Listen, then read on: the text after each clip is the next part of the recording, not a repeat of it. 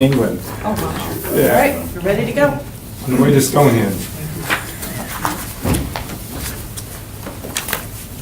So Mr. McNamara can't make it today. There's something going on at the sign shop. I didn't hear from Kevin Keane.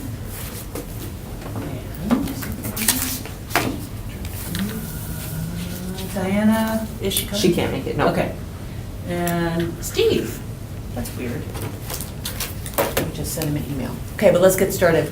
Okay. So I didn't get this to you ahead of time, but here's just some recap from what we did at our meeting on the 17th. And I just reprinted, because we're still going off of this original agenda, just to make sure that we have everything captured.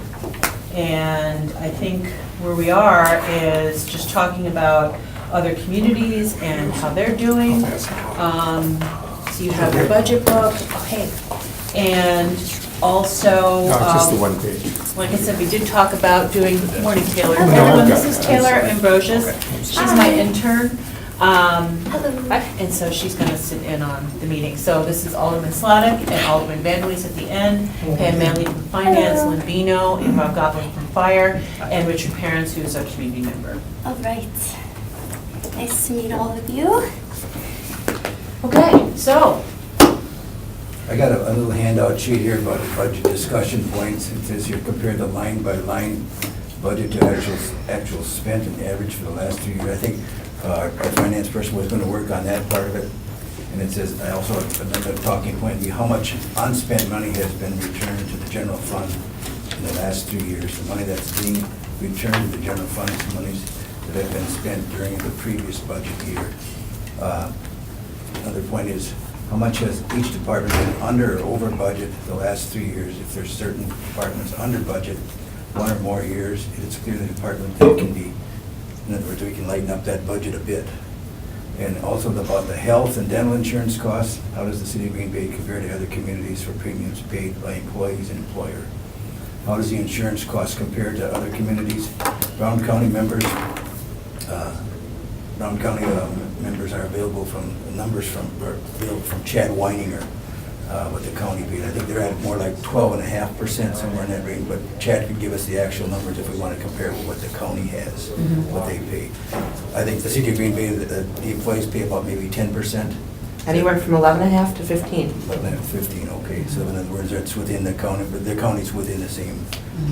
Can I ask why the difference? We have the Health 1265, so if you accomplish all the okay. goals of the All Health right. 1265, you can get a reduced percentage that you Yeah, pay. I'm So you aware. get down to 11.5.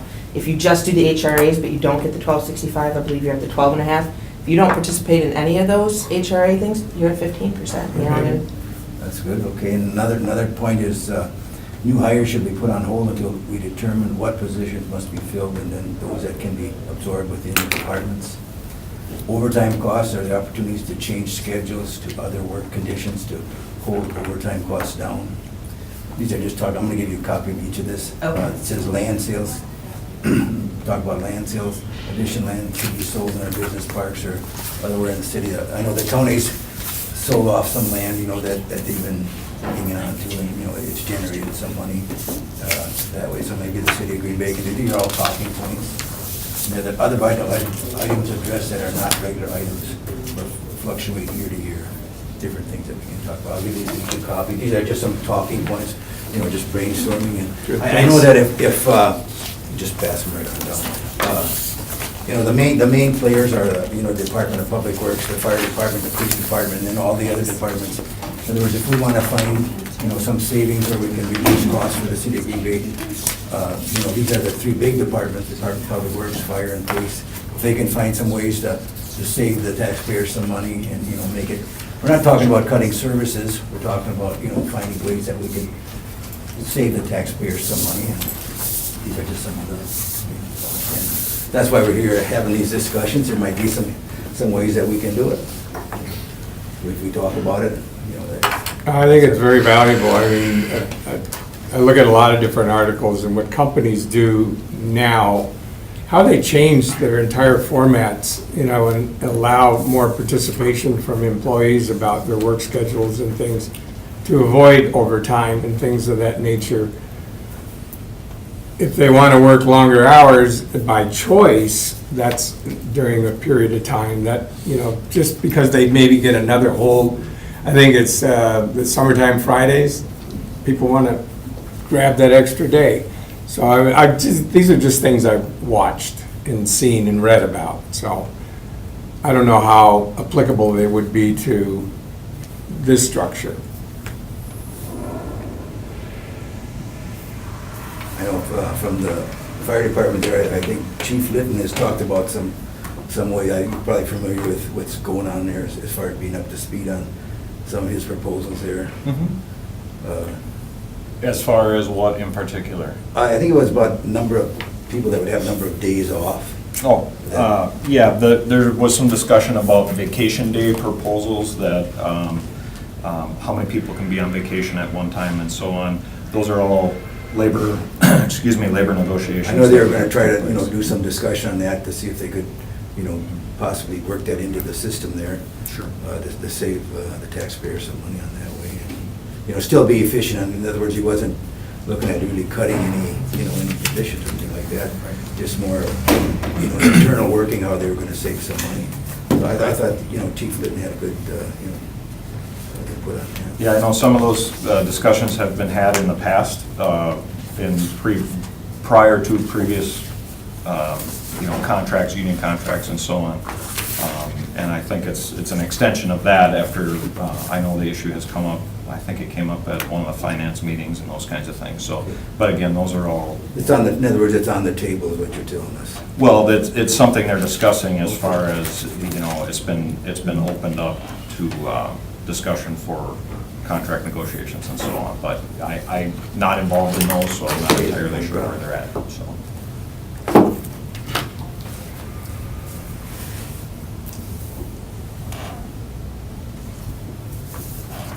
So do you want to, Pam had some documents here which help compare some of our spending.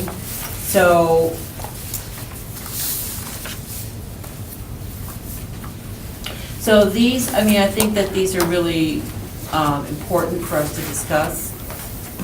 The budget discussion points that Mr. Vanderleest handed out. We had some sort of unfinished business, I think, from last time, which is what these two documents, I think, speak to. So the one that the per capita benchmarks and the debt service. I don't know which direction you want to go in, because these are some of our internals and then also comparables. So where do you want to start? Comparables to Other other communities? right. Yeah. Where, what page is that? So that's this document. And this is just Oh, copied excuse me. straight from that Yeah. book Yep, that yep. we were looking at last week. I wanted to make sure everybody had a copy of it so they could compare. I only made copies of the sheets that pertain to the city of Green Bay. I know somebody had thrown out De Pere at the last meeting. I didn't make copies of all of De Pere. This is just municipalities that fall between 30,000 and 150,000 people. Okay. So it's a wide range, but really these are your comparables per capita within the state.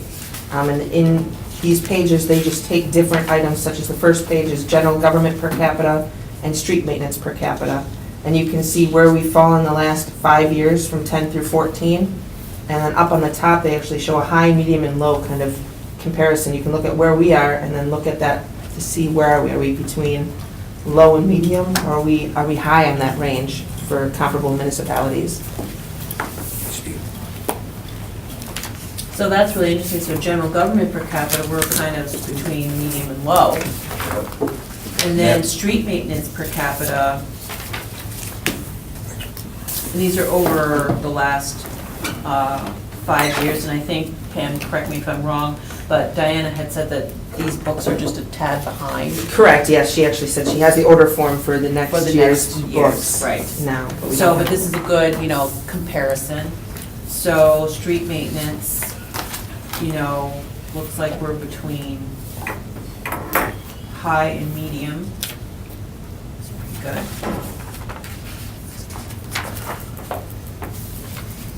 Again, most of these are by per capita, so by the number of people you have within your municipality. most of them, I think, fall pretty in line. I don't see where we're on Where that. did the high numbers come from? Because I don't see anything reflected in the numbers that are on the page. I think they're taking There's the one. highest, the Okay, highest. there's Highest one, one, so yeah. like- They take the lowest municipality, the Okay. highest Right. municipality, and Yeah. then you take the middle. So like for fire ambulance, Wauwatosa is 294.64. Yeah. And Manitowoc was high at 183. That was the highest number I saw through there in Oak Creek. But, okay.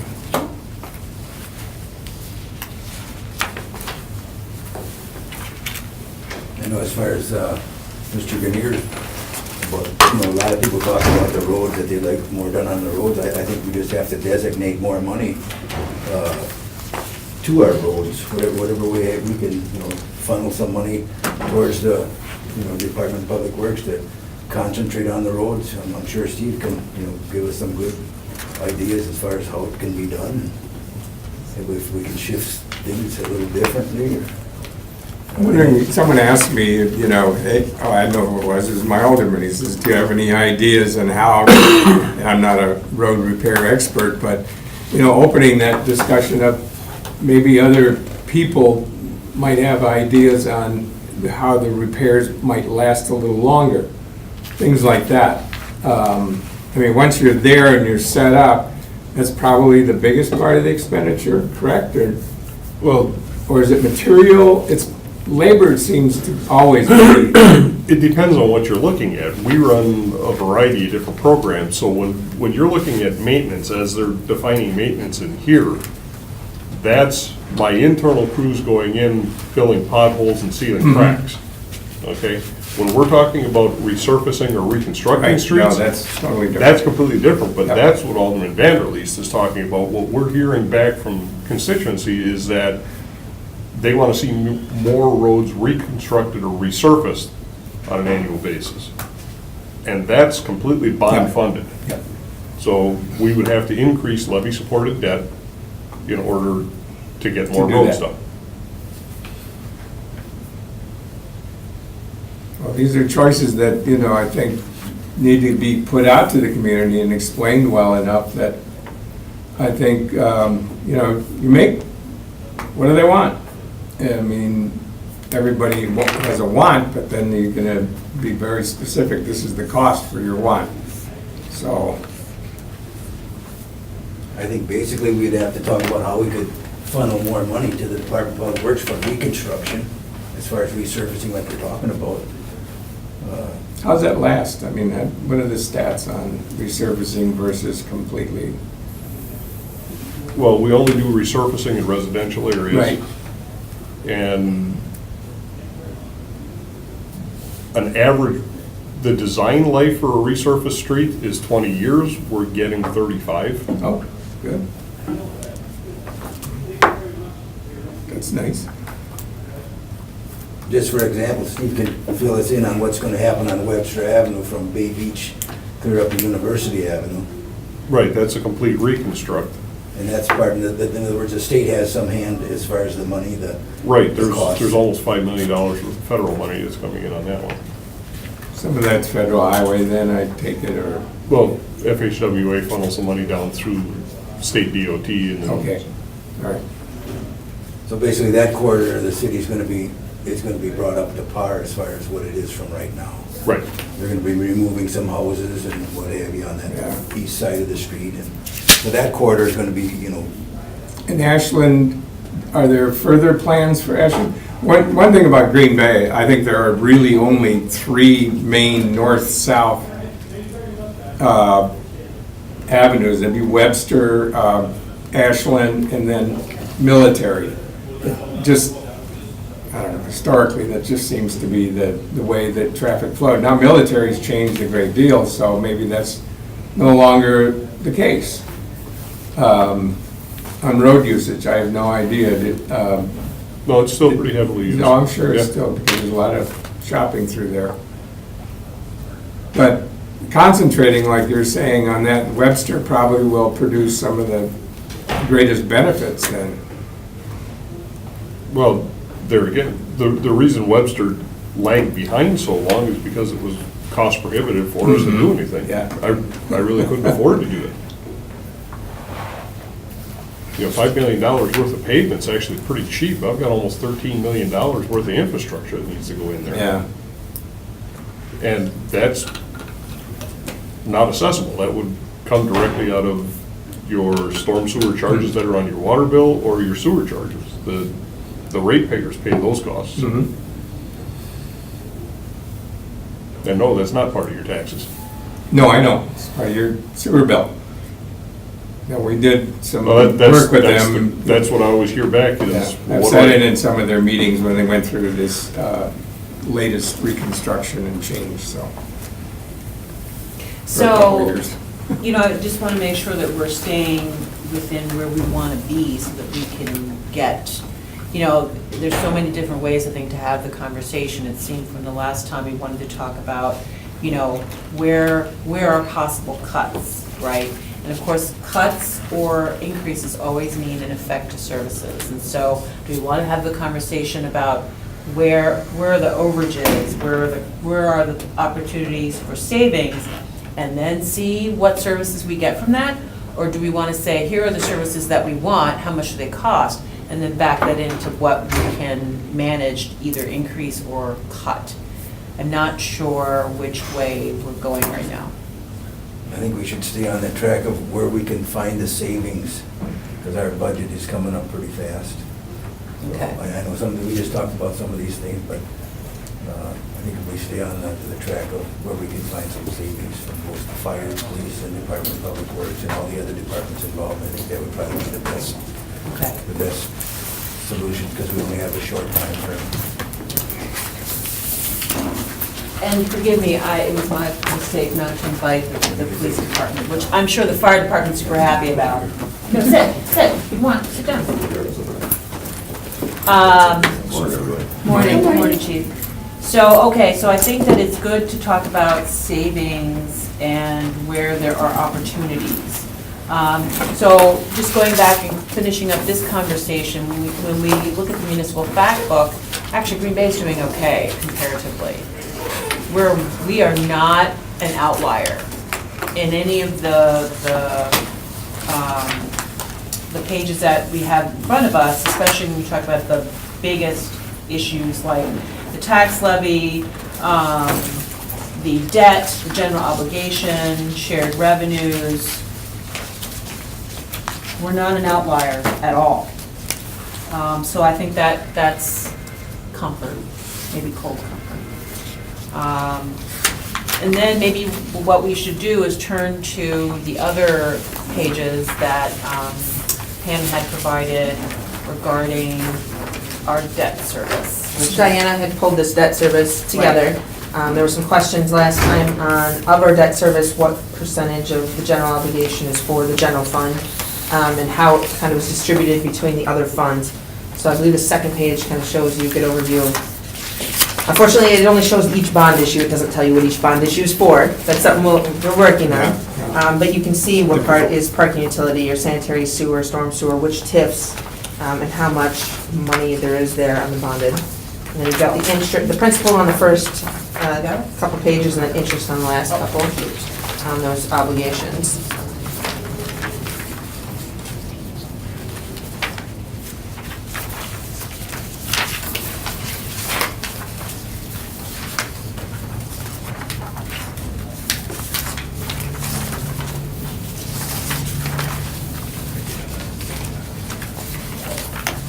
One thing that they're bonding last year is, last year we did bond for a lot of equipment. That is, usually that was built into the general tax levy, but last year we did pull that out and we ended up bonding for it. I know it is a goal of ours to hopefully, I think of everybody's, to try to get it back into our budget and not have to bond for all that equipment again. Those bonds, and what term? Usually they're, I know the capital spending usually a 20-year note, but yeah, the other stuff, I believe we took out notes on some of our Okay. equipment, because the equipment isn't expected yeah, to it's last. not gonna, yeah. It's not long-term, right.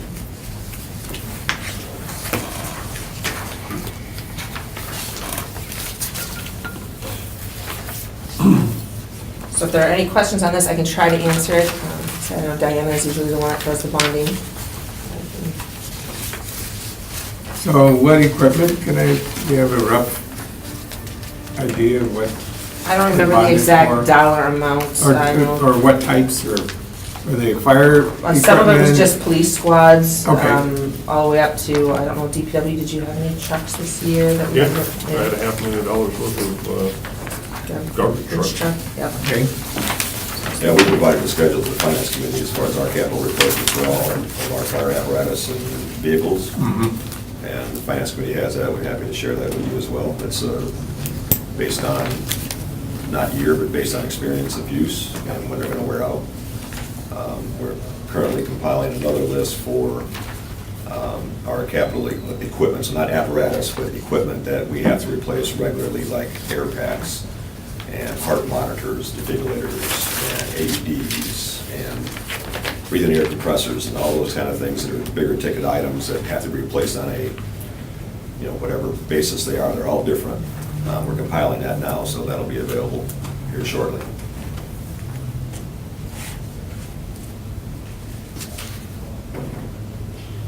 Can I ask you one so quick? is that in your annual budget then, that's not put on a bonding schedule? Some of it's put on a budget. Well, there's the bigger pieces, what's Yeah. the life of a truck? Because I've gone through some of the, Depends on where it's at. If it's at Station 2, 7 or 8 years because it's being beat up. If it's Yeah. out at Station 7 or Station 4, longer, 9, 10, 11 years. Okay. I can tell you that we've stretched them out as far as 12. Our reserve, and then they go to a reserve status because we have a lot, when you get to be that old, you have a lot of maintenance issues. Right. I would tell you that our reserves are all probably in the 20-year age group right now. So that's, and we always, every year, we don't do it by year, we do it by condition. And we've got some certified emergency service technicians in our shop guys. They're the ones that tell us. So we keep very detailed records on maintenance, downtime, and all those things, because when something's out of service, there's a cost to it. And if it's something that's, because things are getting beat up so bad, they're out of service for 3 months, and then we run out of a rig for somebody's district, that's probably a problem. So we are tracking all that all the time. thank you. My question was for 2018, 19, and 20. How does it look for your, in other words, are there going to be a lot of heavy purchases as far as equipment goes? Yep. In that 3-year period? You gotta understand, we've got a big fleet because of the size of our city and the geographical list. I'll send you we've got the spreadsheet, I will send it to all the aldermen. Alderman Sonic has it already, all the finance committee members have it, along with a cover email on it that will explain it to you, so we'll get it to you today.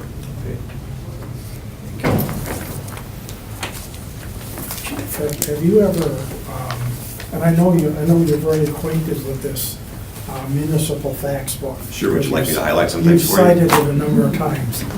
And I know I'm going to sound like a broken record here, I brought this up in the last meeting as well. But I continue to believe that there be some value of us comparing ourselves to De Pere. And the reason I say that is De Pere has some of the same disadvantages that Green Bay has. We're split by a river, so you have to have emergency services on both sides and so forth. But we do operate in the same labor market and the same market for contract services. So have you ever done any looking at your cost versus De Pere's? I don't think they're in the top 27, so no, they're not one of the biggest 17. So I just pulled some things out because I've got the book here. And everybody got a handout there with Green Bay data on it. And so, for example, on the page that's marked page 11 at the bottom, it shows Green Bay fire ambulance per capita for 2014 at $218. And for that same year, De Pere was at 142. Which book are you looking at? So he's got this page. and Is then this the 16 book? Yes. or- Yes, and then, so then it's 30 to 150, and then he's looking at another section where De Pere is, because they have what? How many people live in De Pere? 17,000? Yeah, they're in a different category. Right. They're 1/6 of our population Right. that we serve. And these are per capita numbers. So that evens out the population difference. So De Pere is at 142, and we're at 218. Are you curious as to why there is such a big difference? What page are you looking at as far as us being at 218? What I show on, for Green Bay, for fire on page 11 is, the net is, He's on the gross. He's looking at the left column. And we can look at either one. all right, so you're looking at gross, so that doesn't include, so the net there, so the committee should, I guess, if we're gonna talk about these numbers, we should talk about the numbers. So the gross is the gross. The net is after, the only thing that this group, because I called them, I had an extensive conversation with them about this 2 years ago when these numbers were being thrown around. It's after revenues, right? It's only after our contract with Alloway. So it does not include the $2.6 million that we get for ambulance billing and the other revenues. So if you're looking at the city departments, right? Our fire department generates a little over $5 million in revenues every year. Okay. So take that number off the gross, and that really tells you where we're at. It's not 142, but it's not even the net number that they have here of 201. It's somewhere probably down in 180 range. Okay. And I can run a number, I'll run a number to get you an exact number on it, but that's, It'd be helpful. But my general question is the same. If it's about 180 and that number for the pier is about 135, are you curious about why the difference? We run a ton more calls, they've got much less staff, for sure. I mean, our budget is driven by fixed costs, which is salaries, benefits, and fixed costs. That's about 89% of our budget. They have much less staffing over there, and they are, And naturally, I guess- they're gonna have a lot less staffing because it's a smaller city. 1/6, correct. So for example, in that measure, what is staffing per capita, our department versus theirs? I can give you those numbers, I don't know what it is off the top of my head. I can tell you that you can look at these things any kind of way you want to look at it, right? So if you look at, what I benchmark against is our response time, like how soon do we make it better for other people, right? We'll tell you that De Pere on a regular and routine basis is calling back their full-time people on overtime because they can answer the first call. Sometimes they can answer the second call, but when it gets to the third call, they're calling back their off-duty people and their response is greatly delayed. Okay. So that would be, But I think, and that gets into the discussion that I think would be productive to have. We should understand the differences Sure. between 135 and 180, and know why we're paying a difference. Sure. And we can have some conversation about whether we want to make that investment or not. absolutely, it's your policies, not mine. But doesn't sound like, you haven't done any detailed look at the pier versus your operation, have you? I have not. Okay. I can tell you I would not run under the De Pere model, though. I just don't think it's safe. So give more voice to that. Just what I said, when you start looking at response time, whether it's in a medical emergency or in a fire condition, either one of the two. What their numbers are pushing, I'm sure, are way outside of the standard. Do you think the pier operates a fire department that puts their citizenry at unreasonable risk? I don't know that they've looked at that. Okay? You know, at one point, we were talking about functional consolidation with them. And I think maybe they understand it, but maybe the public doesn't. If we're just gonna be frank here. And I think we should be. And again, I'm not, you know, I'm picking on you, you happen No, to be it's- here. it's okay. But I look at the pier versus Green Bay in a lot of these categories, and I don't understand, and I don't think we understand why Why? there's such a difference. Sure. And and I guess having been in this area now for 40 years, I don't hear any general level of dissatisfaction from the people that live in that city. And I think we should understand these differences so that at least we can talk to people about, look, you know, as Steve put it last time, you're getting Cadillac services. Do you want to continue paying for Cadillac services, or do you want something closer to Oldsmobile? But right now, we don't even understand those differences. Right. I guess you could pick any frame of reference that you want. Depew is great, but when you start looking at, other communities that are, so let's look at this book, right? So we're the third largest city in the state. We're funded at the 9th level out of that group. So I don't think, we want to just, we can start just picking benchmarks and we can pick a bunch of them, right? From my overview of it, and in my 36 years of doing this,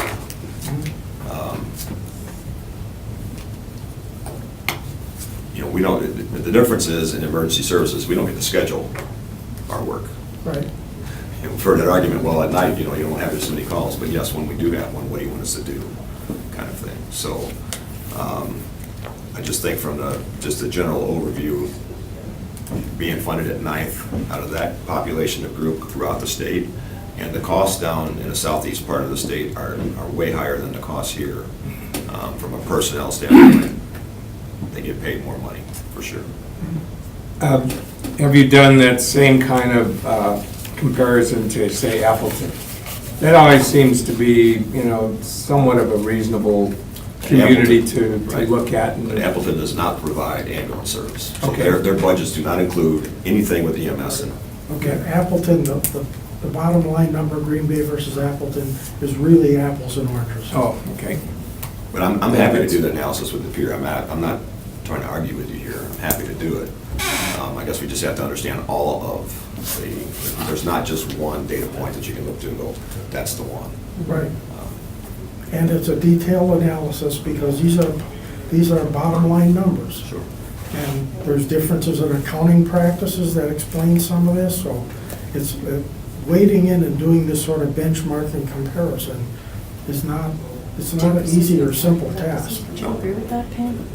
I don't know exactly, you referenced that last night too. What kind of accounting practice do you think municipalities are doing differently?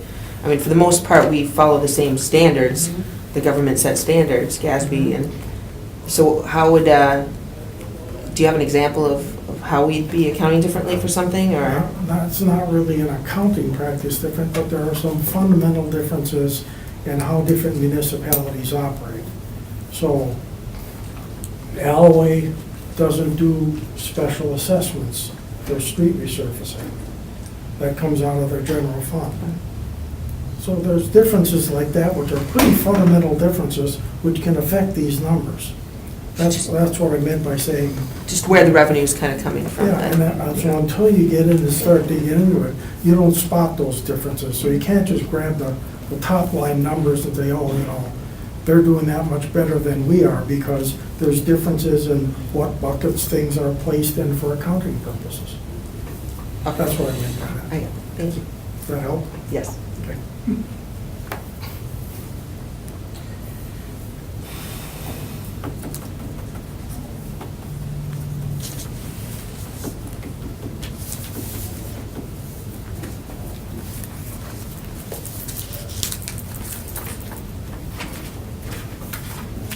So one of the things that we could do, and I'm not saying we should, but for our largest sources, our largest areas of expenditure, DPW, police and fire,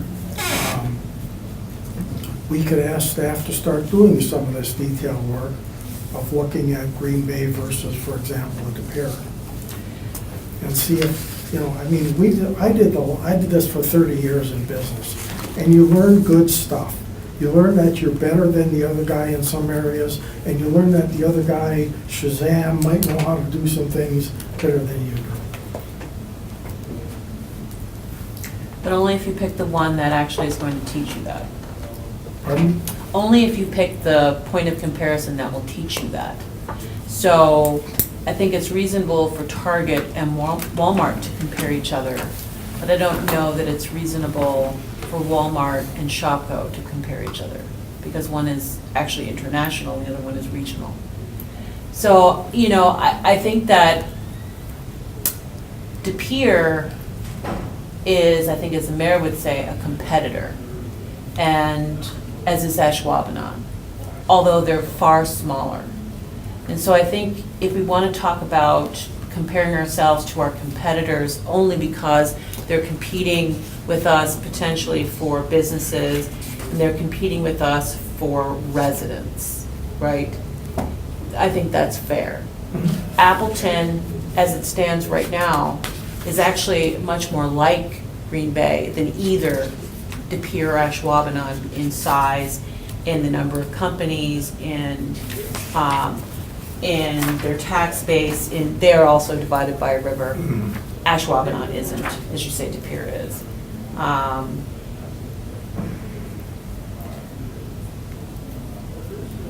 Should we try to select then? So maybe Appleton would be a productive. Because you can back comparison out as the well. numbers for the ambulance. I looked at the pair because of the physical characteristic and because of the fact that they are unquestionably in the same market for labor. Competing, no and doubt. For services. Yep, as well. I would agree.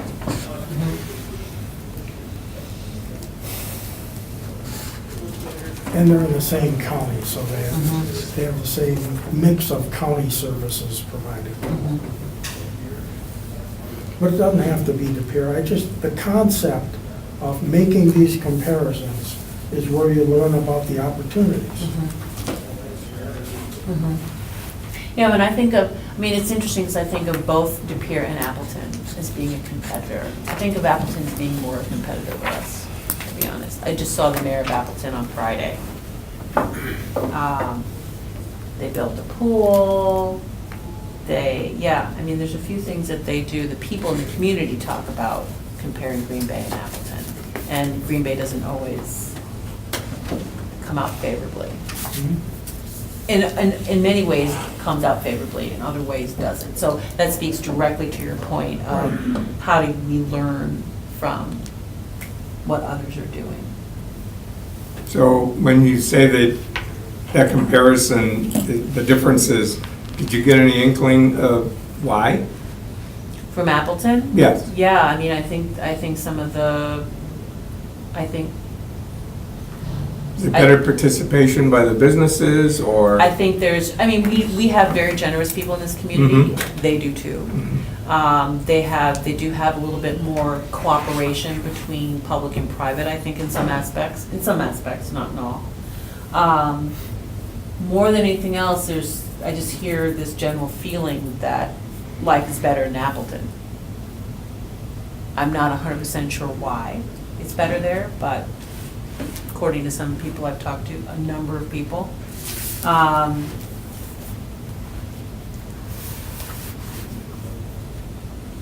Demographically, they look like we did 10 years ago.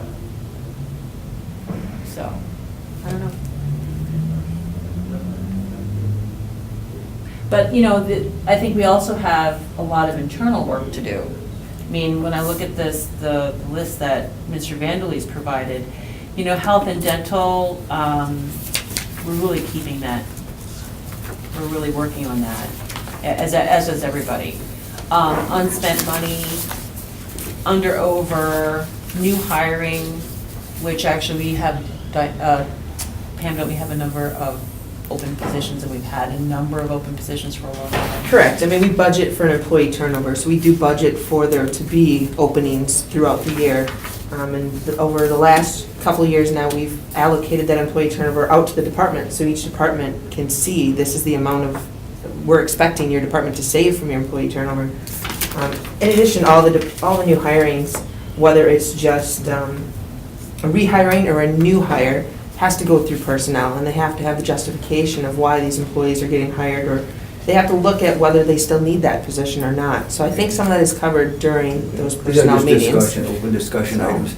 I think the main thrust of our conversation is if we can find some savings for the upcoming 2018 for our budget there. And if there's some savings that the departments can, help us with, it's going to be helpful to the taxpayers. And I think the conversations that we're having here are good for references for the future, how we move forward, comparing different things that we're, trying to accomplish. But I think the main course is that if, all the departments, if they can find some areas where they can save the city some money, for right now and down as we move forward in the years ahead, that's our goal. Our main goal, I think, of this year is to try to find some money, so we don't have to have another tax increase. I know we haven't had a lot of tax increases, they've been pretty level the last few years. It's But gone down. I think that comparably, if we can hold the line on, not increasing them, I think that Green Bay, from different conversations I've had with different realtors, a lot of people want to move to Bellevue, they want to move here. They're not really looking for Green Bay so much to move in. I know that, Don't come out to my subdivision and see how many houses are being put up out there right now. A whole bunch of them. Okay, so that, What area is that? And I- What area? Red Smith area. Okay. So I probably pay the highest taxes of anybody in this room, I'm gonna guess, personally. It's funny, the disparity, though, in taxes sometimes. Because, I think one of the nice things that we have available is you can go onto your county website and you get an address, you can see what they're assessed at, and then you go, wow, why is the assessment over 50% higher, but the taxes are not 50% higher? Why does that happen? And it is supposed to be, in this state, a system of equalization, but it doesn't always appear to work out that way. And, We haven't had a reassessment for a while. Yeah. 2005, I think, was the last. yeah, it's been a reassessment. long time. I mean, I think all the growth in Green Bay is on the east side, if you guys have not been out there in a while. Yeah, we're pretty landlocked on the west side. I Some of you know guys that. will come across the river. I'm just Well- kidding. I hear that from my guys all the time, they No, want the west side, they don't want come to go on back, the east come side. over there frequently because my wife worked on the east side, so that wasn't the case. And we have a lot of friends on the east side. There just isn't any more land available. I mean, so, I think we've got and 6 same with subdivisions. Ashwaubenon. They are very landlocked. I don't think they have much in the way of available building sites any longer. We've got like 6, Yeah. I think we've got 6 active subdivisions on the east side right now. And all of them are building. It's not Mhm. like any of them are sitting dormant. Yeah, no, that's good. Good news. So, it's good yeah. for the tax base. Sure. Houses are turning over, from what I understand. Very quickly. Very quickly, it's hard. I think it's like 7 or 8 days in Red Smith Yeah. area. that Even they're on- outside of That Red they're on the Smith. market and they're selling for listing plus. Mhm. So I think there is something to be said, yeah, our taxes are higher, but you know what? Our services are better, all the way around. And I think that, from that perspective, I'm okay with It's a that. choice, yeah, The choice. It's a choice. Absolutely. you bet. And if I was number 1 on this list in this book, then Right. I'd be, trust me, we look every year, the cost of what we do is what it is, and since I've been here, I think we've been, asked to cut in some of the areas, and we've added some money in others, because that's just our experience. Our calls for service are going up, they're not going down. And, What types of service? I'm just well, curious. 65% of it is medical service, for sure. Okay. With the cost of supplies and drugs and all the things that we have to do, though we get reimbursed for much of it, we don't get reimbursed for all of it. All of it. This city, so, we collect about $2.6 million in ambulance fees, right? We bill out at about 5.2, so half. Right. And what half are we not getting? Well, some of it's due to Medicare, so 50% of our payer base in the city is Medicare. 25% of it is Medicaid, and then the rest is either self-pay or private pay. So it was mentioned that Appleton does not have that same service, correct? That's correct, they have a private service. They have private service. So is that an area to look at? Privatizing? Everything is on the table. Yeah. Everything's on the No, table. I'm just asking. I know that's a touchy question. Oh, sure. How we want to address something like that, but I don't think politically that idea would get any. Okay, any traction? Fair enough, let it go. Well, and again, I'm going to advocate for fire-based EMS service, and I could give you a whole litany of reasons why. But I'll also tell you that, when we bill for, let's just say, an advanced life support call, meaning you get an IV started, you've got a heart monitor, all those things, I think we're billing about $750. You go to Appleton, that same bill is about $3,000. So you're going to pay it one way or the other. Yep.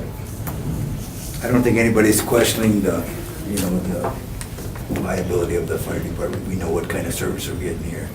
And same way with the fire department, you know, I don't think there's too many complaints. From what I hear from people, you know, in my district, that all good marks. You know, I live right next to Villa West Housing. You're there practically every day. Yep. Maybe twice a day, some days or more. And, you know, a lot of troubled people living there. It's Section 8 housing, there's 170 apartments there. So a lot of, you know, we've had suicides over there, you know, people shot, I had a guy shoot himself right next to my house. And, you know, so I know there's a lot of problems with Section 8 housing, and your department is on top of it, and so is the police department. You know, they're there, you know, quite often with different problems. And as far as the services go, I think, you know, the city of Green Bay has a good reputation, fire and police and Department of Public Works as well. You know, there's always a few people that'll complain, but I guess the bottom line is that, you know, all good marks on all three departments. And I think throughout the whole, you know, our city is a, you know, overall, you look at it, it's a pretty good town to live in. And, you know, they talk about Afton being better, this or that. I think that's a question mark there. You know, Green Bay has, you know, we have a number of nice parks and, you know, all the things that are supported through the city of Green Bay and the county. I think that we've done pretty well. I guess the main thing that we're just trying to look at here is if we can save a little bit of money, that's what this conversation is about here. You had mentioned land sales. What Well, in other words, potential I'm talking about maybe in locations the there? industrial parks or other Yeah. property that, you know, I know the city of Green Bay buys up a lot of property of, you know, dilapidated houses. Right. They buy them from the county on foreclosures and they get them at good deals. You know, and some of these things are actually generating some revenue. Like we had a property on the corner of Wiesner and Carriage Court that was totally bad, the redevelopment, they did buy it and it's all redone and sold and, you know, they make a profit. So in other words, there's a lot of improvements going on that way. Yeah, I've seen the very successful infill Yeah. projects, so. So what I'm talking about is maybe some excess things that the city can unload.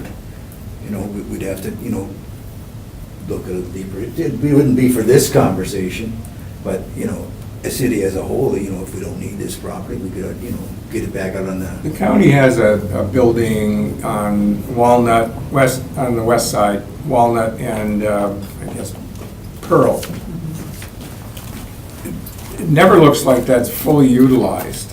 Do you know what the status of that, is that, it's not your district? you know, It's just- I'm on the that would county be board, in- but the county's looking to, you know, they did sell the out on Right. from the university there, Yep. they did sell that property. Mhm. So in other words, they're consolidating services into other places. Yeah, 'cause that's close to the river, that's, Yeah. But I think Potentially, that, I yeah. don't know if the school district bought it, or I think the school district did buy it. Is that correct, Celestine? Not since last year. Not since last year. I mean, I'm sorry, not, up until last year, no. That's a big property. I'm talking about the one that was, as you go out to Bellevue on the right, they sold, the county sold that property. You mean, It was part of the extension service. Where the health department was at. oh, yes, yes, that So that was, was- that I'm one sorry, I was thought you were sold- talking about Walnut and. That and was Poster. sold. Yeah, in other that's words, correct. And the money was, you know, used to, Okay. to do some things with, they're gonna use some of that money for the STEM center. And that, Right. I think was, you know, I think they got more than what they expected for that property. Mhm. Those are the kind of properties I'm talking about, the city of Green Bay. The city of Green Bay does own quite a few properties. And, so, in other words, any of these excess ones that could generate some money back into the general budget. do we have a real estate department, I assume? We do have, in the planning department, there is someone who Okay. deals with our existing holdings. Okay.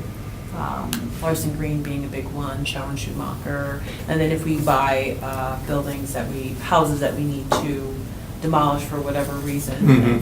yeah. Not quite real estate, but he does deal with those things. Basically, it was at a lot of the homes are the redevelopment, they go into the redevelopment Right. authority and they try to get them back on the market, Yep. back on the tax roll. Get Habitat involved and, you know, been in. Habitat has done a good job, I Yep. think, for the city. Done a little bit of them. You bet. I think I'd asked what our green space per capita, how do we compare That would be a conversation for planning. for planning? Okay. Just curious. Green space or parks? No, green space. Well, sort of, we're maintaining both, correct? Yeah.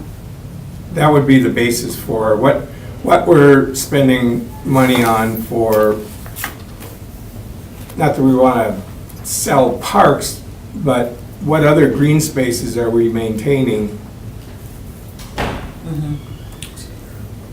And whether they're potentially buildable or, Just to add in here while you guys are, having this discussion, and Alderman Van Leeson, those are on the county board, there's several other of our aldermen that are as well. Back before I got here, there was something called the Ritter Forum that looked at combining services, right? services, yeah. And specifically fire agencies. Mhm. If you want to make some hay, as far as not duplicating services, as far as having fire stations in the appropriate locations and so that you can maintain standards, and you want to eliminate duplication of expensive equipment, I'd advocate for a county fire department all day long. Okay. And there's a lot of research on it at the National Fire Academy on consolidations that I'm very familiar with. Rob and I'd be happy to run that department. And, what's the political ramifications of advocating for that? We did the merger with Alloways. Yeah. It can be done. Yep.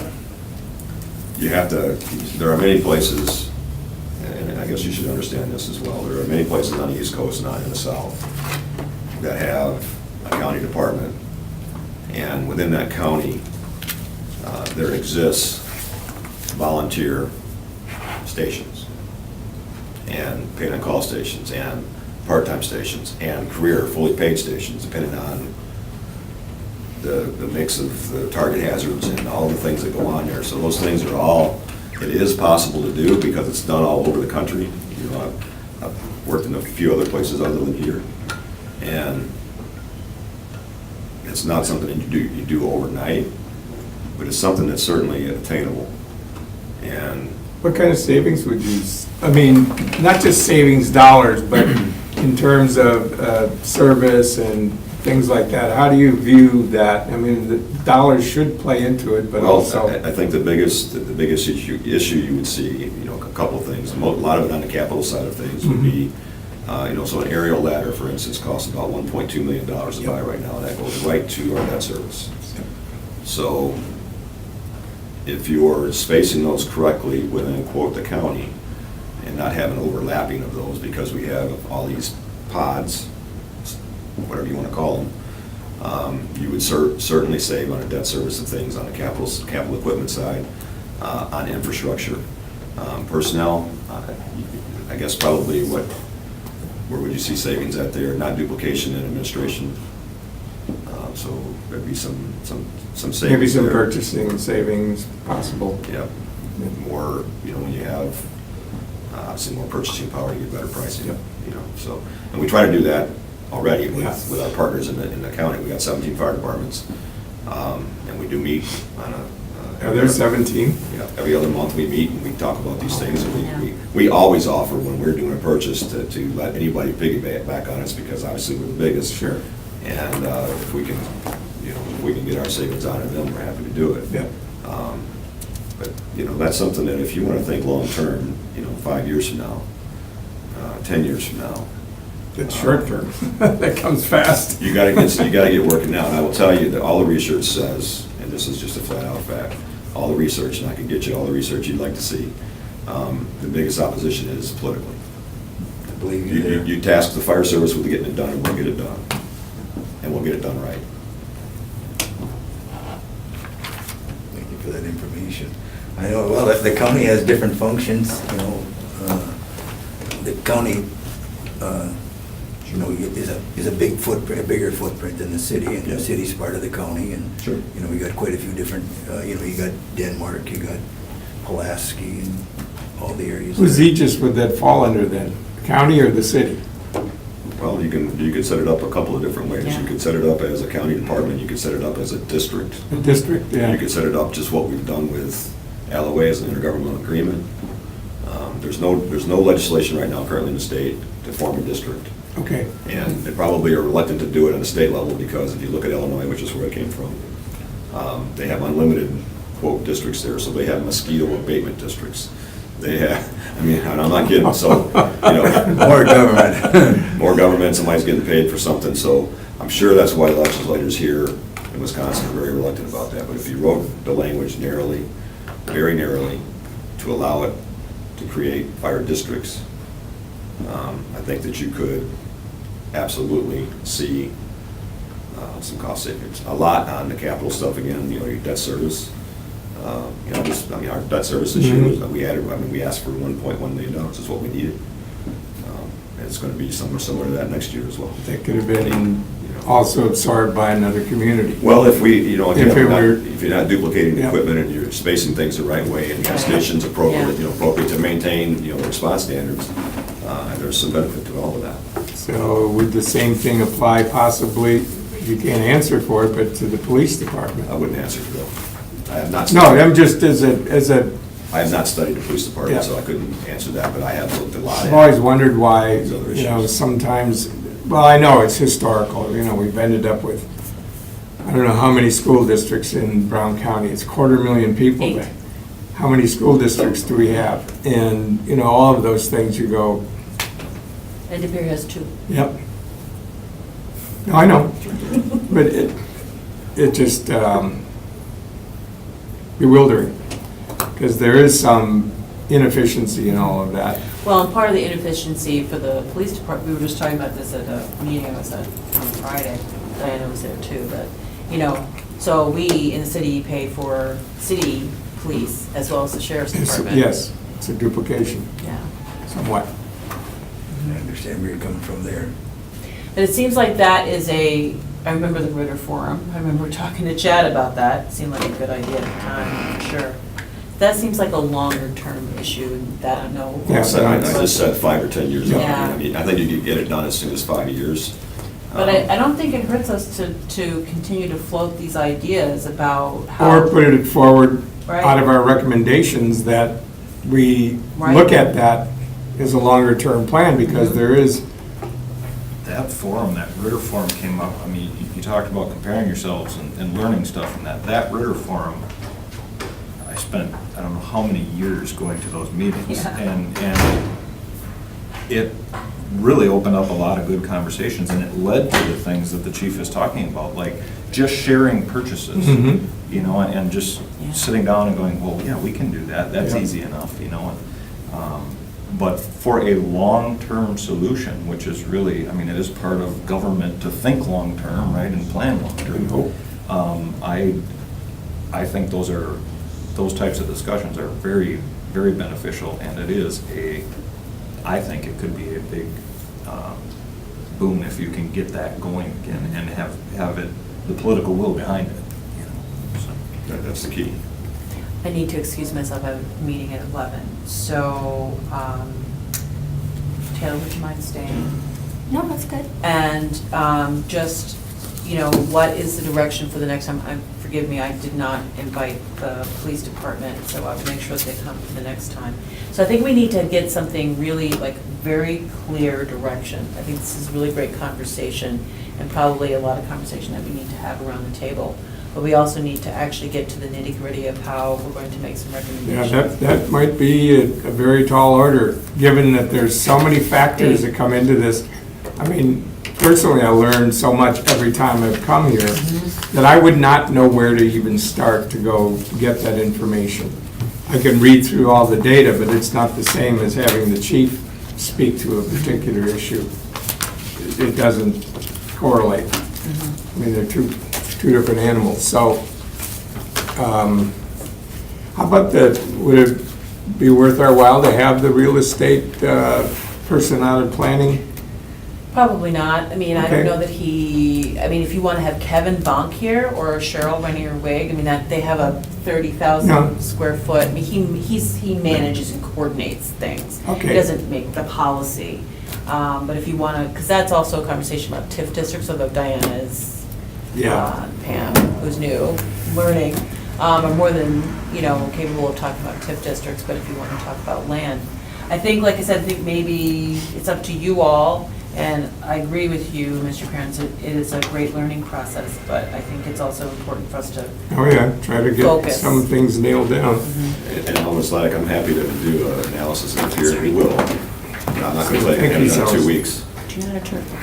2 weeks is just not realistic at all.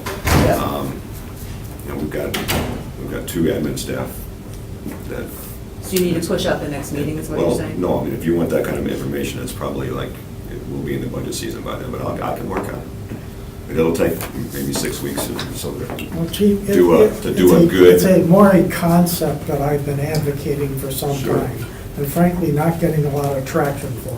The stuff that I learned in business that I found was pretty useful. You could learn a lot of things doing it, so if you have some interest in it, you know, I don't wanna say go do it if you're not interested.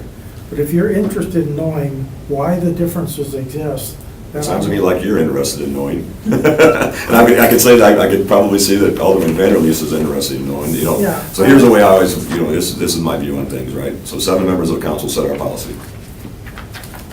Right? That's just the way it is. And it only takes 7 of you to set the policy. You set the policy and I go carry it out. That's my job. So if you guys want to direct us to do it, I'm happy to do it. It's just, it's going to take us some time to get that all done because, you know, there's so many things that come into play. So let me just talk about target hazards. So target hazards are high, they can be a lot of different things, but high civilian population, extreme hazards, high rises, all those kind of things. I will tell you that the pier does not have the same hazards that the city of Green Bay has. I can just flat out tell you that, okay? And I could go, I've got a list of target hazards in our city that I've had prepared when I first got here because these conversations come up all the time. The pier is more of a bedroom community. They've got 1 college, right? We've got 2, and we've got all these, they've got 1 paper mill, we've got 3. You know, so I can just start going anyway, and then we've got all these hazard areas in the manufacturing area down here on the water, right? And we have all these high rises, and then we have 4 hospitals. I mean, I can just go down the list for you right off the bat and start telling you what the differences are, what we protect and what we're concerned about and what keeps me up at night. So that's just, there's all kinds of things that would go into that analysis, not just one thing. But understanding a target hazard, and, I mean, just look around the city and then drive through the pier and look at what they have as far as what their hazards are, quote, hazards, what we consider in the fire service, target hazards. They might have 1/10 of what we have. So I'm happy to provide that list again to you guys, just so you can see what, you know, our guys have to be trained for all of that, not for half of it. You know, so we spend a lot of time training because it's one of those things, it's a high risk but low frequency thing. But it doesn't matter when it happens. Everybody expects us to handle it, right? And so that's what we train to. You know, and I don't think Steve's talked about, you know, the services that he's provided in the county, like the line striping and all the things that they do as far as like they get revenues for. And I think that everybody, you know, maybe, you know, in all of this, I've always advocated for the opportunity for every department to have a 2-hour orientation.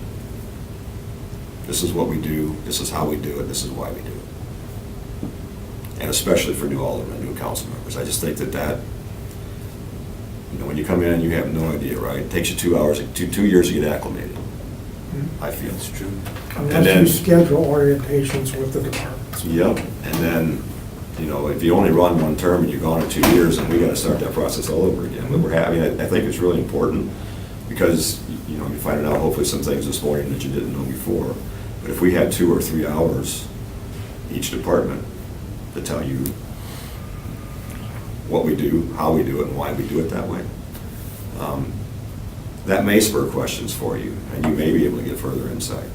But at least it'll be an educated kind of, you know, although 3 hours is not a lot of time, but I think if a department does it right, we could bullet point it for you, and we can always come. I agree, I think that would be very productive. We could always come back and, you know, we may not be able to answer all the questions that come up right then and there, but we can always come back with a you know, analysis of what you ask after the fact. So I'd advocate for that if you guys think about it. Okay, I'm not asking you to go do a study with the pier. And the reason is, I'd want you to do that if you really wanted to do it. And my sense is, you'd only be doing it because you think I'm interested in it. I think I know enough about their operation because we work so closely with everybody around us. And it's not like we have a wall that we don't help them and they don't come and help us. Of course, we track that as well, you know, are we being used? And I can tell you that I don't want to go out and say this out publicly, so I will tell you that one of the partners in the county I recently had a discussion with about 2 months ago. I called him into my office and said, you are not going to continue to use our service as a way of you not providing a service, flat out. And I shut it off. I gave him 30 days and I shut it off. So we track and monitor all these things. I know enough about the interaction with all of our surrounding partners, everybody in Brown County for sure, and some outside of it. Because we're a state resource for hazmat, so we work with Oshkosh and Hamilton on that. So our 3 departments are combined for Northeast Wisconsin hazardous materials. So I know their operations pretty well, and I know what they're doing, I know what we're doing, and I know that I think we do it the best. Even a better argument for a district. I think that, I mean, really, if you More want you to think talk, long-term, more- if this county wants to think long-term about Mhm. how we're going to hold down, the expenses, and we're handcuffed for revenues, that's the other problem here, is like, you can't, like, even if I were to institute a fee for service, we have to lose it on the other side. So it's really nothing, right? But if you're, how do you provide new service? How do we, I mean, from a elected official standpoint, how do we, with the expansion we've got going on the east side, and you guys already know that I need that ambulance out there. I've asked for 2 guys, I'm gonna be asking for the rest of them this coming year, I'm just telling you, because I'm going to, because I think it's absolutely critical. How do you keep up with rising expenses, but you're not allowed to increase your revenues even? Because every increase that you do for fee for service, you've got to offset that in your property tax. Well, that's nothing. And that's a state level issue. Some of your directors, Steve, and I talk about it. I mean, we're all thinking about these things. How are we gonna keep this going 10 years from now? I don't know what the answer is to that. I think the state politicians maybe think that we can't be trusted or something. I'm not sure. I'm not sure what the philosophy is.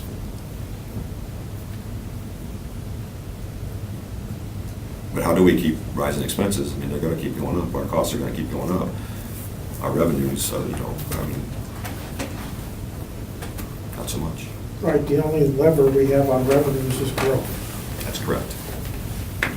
But there are other fees for service out there that, it's like the ambulance, fee. I mean, it's basically for people that are using it, right? And it's generating $2.6 million. Now, we're hoping to increase that. I'm hoping to get that up to $3 million. But a lot of that is based on what the maximum that Medicare will pay in Medicaid.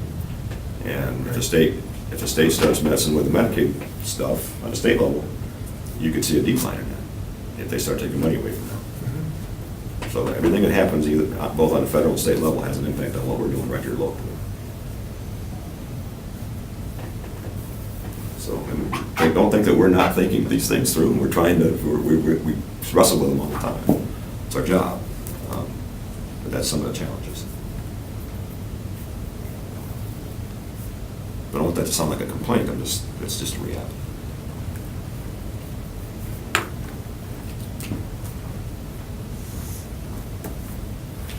Thank you, Tom. For comments. I guess the thought is that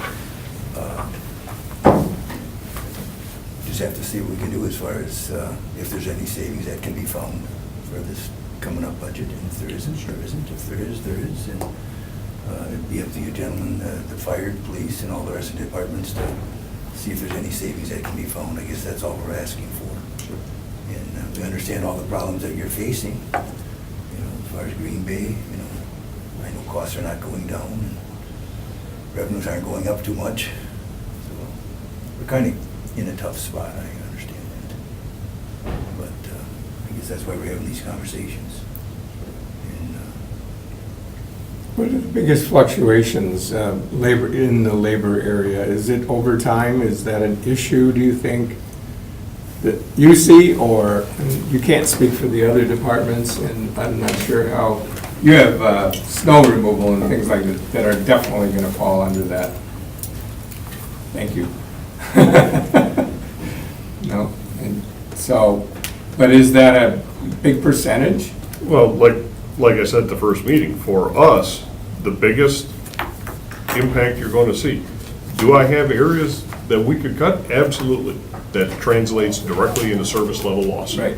You guys are going to have to decide what services you are willing to sacrifice. And once we make that decision, then it becomes a pick and stick, okay? That's one of the things that I have the most difficulty with, is we make a decision, that decision goes through the common council, it's accepted, it's adopted, we're now moving forward, here's the policy.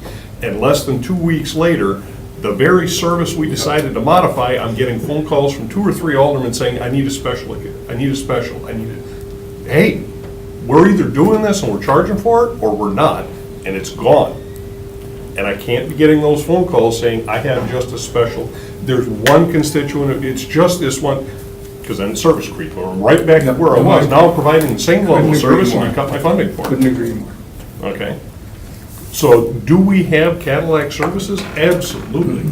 Are there ways that those could be trimmed? Absolutely. It Would means be you're gonna interested lose service. in your analysis of what might be changed then. Not that you have to, but, you know, if instead of every day pickup for, would it be, That's the thing, though. It doesn't come with a change in frequency. okay, Okay? I need those people or I don't. Yeah. So if I don't have them on the payroll, bulk collection's gone. Curbside bulk collection does not exist, ever. Not 4 times a year for a week at a crack, not 3 times a year, it's gone. Brush and leaf collection at the curbside, gone. Okay, because the same people who pick bulk, pick up leaves and brush. right, So if I lose those 4 people, that service is, and if you take one service, you're maybe cutting 3 programs out of it. Because either I have those people and that equipment, or I don't. see, that's an explanation that Exactly.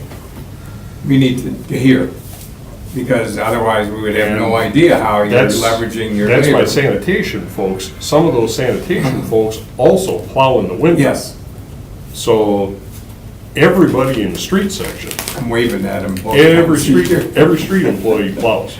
Yep, So 25 years ago, our average response time on a 6-inch snowstorm was 72 hours. I'm down to under 12. yeah. And that's not acceptable. Okay, 150 phone calls a snowstorm. 150 is an average. Unacceptable response time on a snowstorm at 12 hours.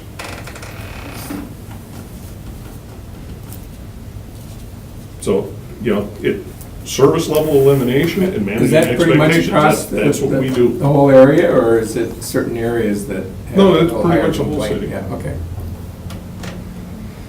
People do not understand, we are 46 square miles. Every storm begins and ends someplace. I could have the west side completely inundated and it's snowing on the Yep. east, or it's sunny on the east Yep. side. People don't get that. They think if it's snowing here, it's snowing the Oh, same it's- everywhere. And when it stops here, it stops everywhere. Could be very different in this locale. Far east side out by Chief, we got blowing and drifting problems. I could be out there for 3 days chasing after a storm. Mhm. No, just good things So, to yeah, I hear. mean, we've got the ability. It's, what do you want to sacrifice? Right. I'd still be interested in the list of, you know, because I don't know Mhm. everything that's, and it doesn't have to be just a short bullet point. I don't want to waste your time.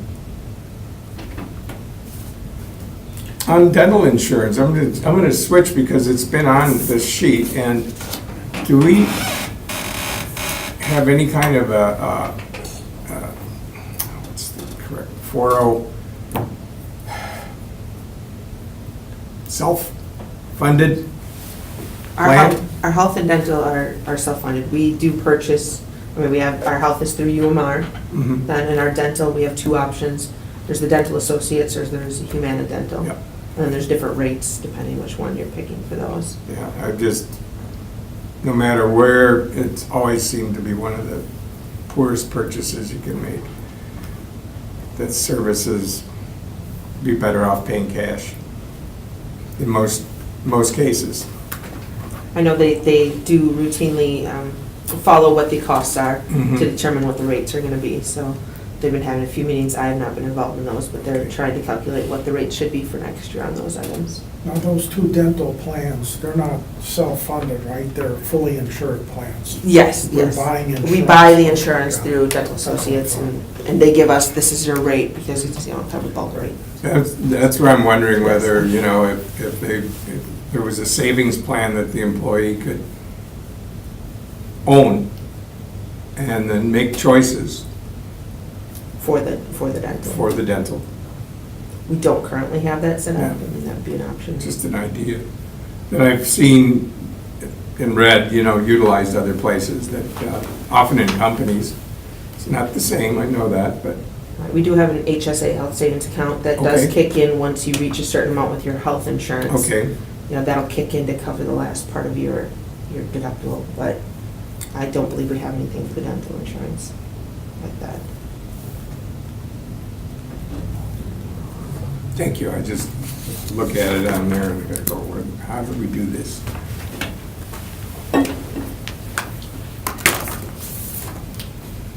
So you're gonna, the unspent money, who would be able to supply us with?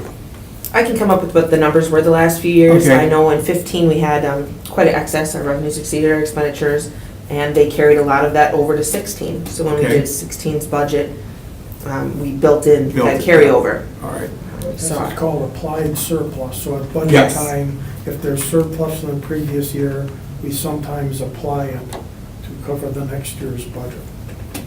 But I know then there's that- also surplus that does not get applied. correct, yeah, you want to have some sort of fund balance as well, that Yeah. you want to hold and maintain so that you don't struggle with cash flow and such. I know that 16, I don't have the exact figures either, but it ended very close between our revenues and expenditures. There wasn't surplus to be carried over. That's what- But I can get the exact figures for you for the next meeting. Yeah. Just see what we come up with.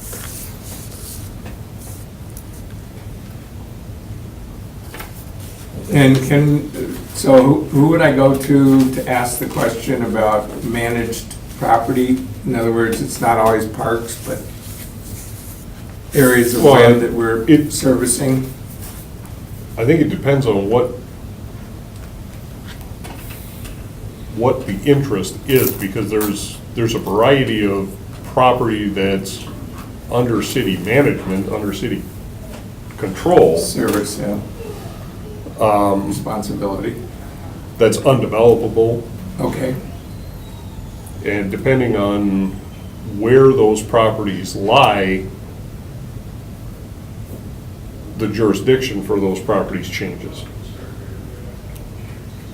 If you're talking about platted properties, that's probably through planning department. Because Okay. most of that's acquired, a lot of those properties are acquired through the so that's redevelopment. Cheryl. authority. Right. Cheryl. Sherry yeah. Newberg would be the assistant director of areas. I've worked with her in the past, so.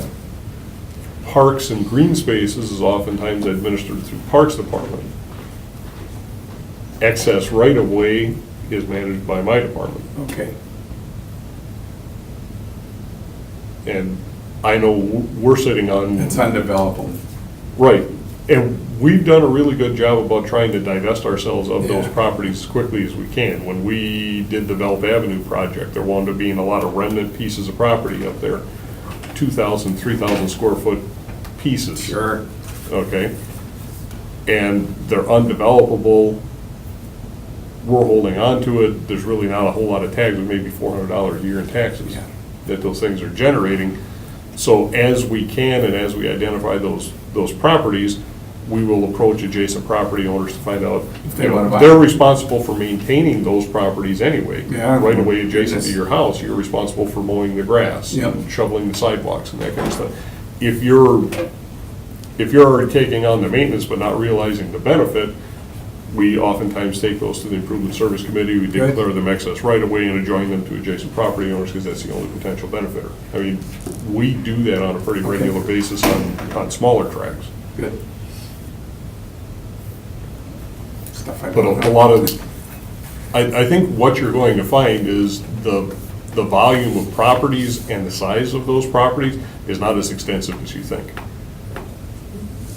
I have no idea. Most of the big tracts that have any kind of value whatsoever, we've got $10,000 and $20,000 residential lots that the RDA has acquired. And to the best of my knowledge, I think the county has recently taken a different tack, and they are not involving us on tax delinquent properties. We're not getting the same, I think they gave about 12 this last cycle. I don't think we're being notified. I think they're going out to the open market rather than contacting the Well, some of it's going municipalities. out to open market, but the city of Green Bay did buy, I think, about 10 or Okay. 12 the last month Well, that they were, but the county is, I think, taking a little different approach where they're trying to, recoup the money and, get it back on tax roll through, private sales. so a lot of the larger parcels were in the industrial parks. And we have been aggressively marketing and trying to get those properties sold. So I think what you're going to find is, we used to hold a lot of property, I don't think we're holding as much anymore as we did. And most of what we're holding is probably smaller residential lots through RDA. It's just like some of the things that the county has, where they have a gas station and it's, the soil is contaminated. Those properties don't move. Unless, they gotta go, in other words, if you buy them, you gotta do the cleanup. Hopefully they do the cleanup when they do buy them, if they're gonna develop it. So those are some of the issues that, like if you go down Main Street, there's gas stations that have been there and the properties are declared, hazardous waste, basically in the whole property and has to be cleaned up. So those are costly. So those properties don't move. I don't know if the city has many of them or not, but the county has some that, they got them through basically foreclosure. And that's where it ends up. And the redevelopment authority looks at some of those and they don't want them either. So that's just how that works. I think the main topic that was open for discussion was that if there's anything that the city's, trying to sell some of these properties in industrial parks, they're actively engaged in it now. But, it's a revenue stream that's could be available if we can make some sales on some of the, just like the homes that the redevelopment has, brings money back into the system. Once the property's sold, but there's money that has to be put back in. That's, kind of a catch-22, I understand that part of it. I believe a lot of those redevelopment authority properties as well, the redevelopment authority is a separate fund on our books. It's not gonna be general levy funded. They get CDBG funds, Community Development Block Grant, so they'll invest the money into the property, and if they get money back, they go and invest that in another property. It cycles. I don't believe it's something that really we're gonna see property taxes go down because they sold these properties. It's separate funding. More so in the industrial park. Yes. That would be more where we'd see that, yes. I know that on the redevelopment authority, on a lot of these homes, it's basically to clean up the neighborhood and. Yeah, just to make it better, and then, Yeah. get a house that can go onto the tax roll. Yeah. Well, if anybody doesn't have any other questions, I think we can, if Okay. you got anything else to say, speak up, and now's the time. If not, we'll close her down here.